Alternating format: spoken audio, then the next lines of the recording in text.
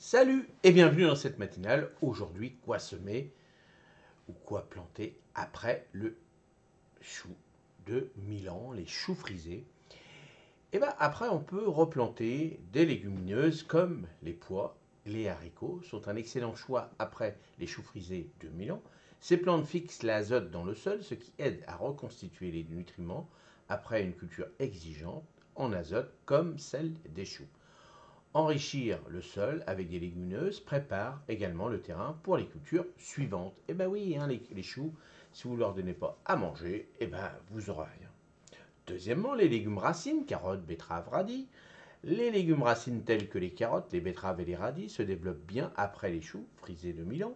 Le sol ameubli par les racines profondes des choux est idéal pour ces cultures qui utilisent différents types de nutriments, aidant ainsi à maintenir l'équilibre du sol. Troisièmement, les salades, les laitues en règle générale. Les salades et les laitues sont une option idéale après les choux frisés de Milan. Ces cultures à croissance rapide demandent moins de nutriments et peuvent être plantées pour une récolte rapide, permettant au sol de se régénérer tout en continuant à produire des légumes frais. Quatrièmement, les crucifères choux, brocolis, navets. Les crucifères tels que le chou, le brocoli et les navets peuvent être plantés après les choux frisés du Milan, bien que ce soit de la même famille de plantes variées. Les espèces permettent de diversifier les nutriments utilisés et de prévenir les maladies spécifiques.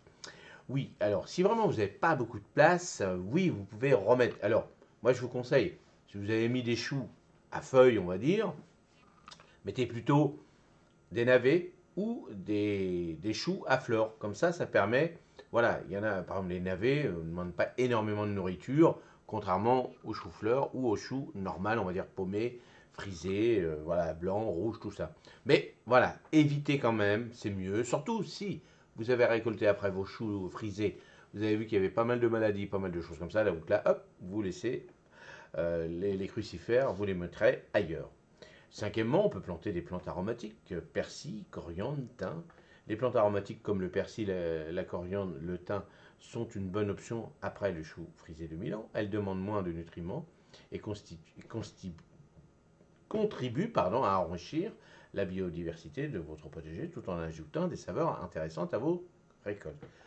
Bon, bien souvent, en fonction de comment vous avez récolté vos choux, alors bien sûr, là les choux, c'est des choux d'automne qu'on va récolter là plus ou moins en ce moment, hein, fin d'été, donc bon voilà, après ça dépend, si vous adorez le chou, tout ça, vous en faites tout le temps, hein, il y a toute variété de choux, mais bien sûr, adaptez bien les variétés que vous allez planter en fonction de la variété qui résiste à la chaleur ou au froid, donc regardez bien quand vous achetez vos graines de choux, vérifiez bien par rapport à vos régions et surtout par rapport à la saison.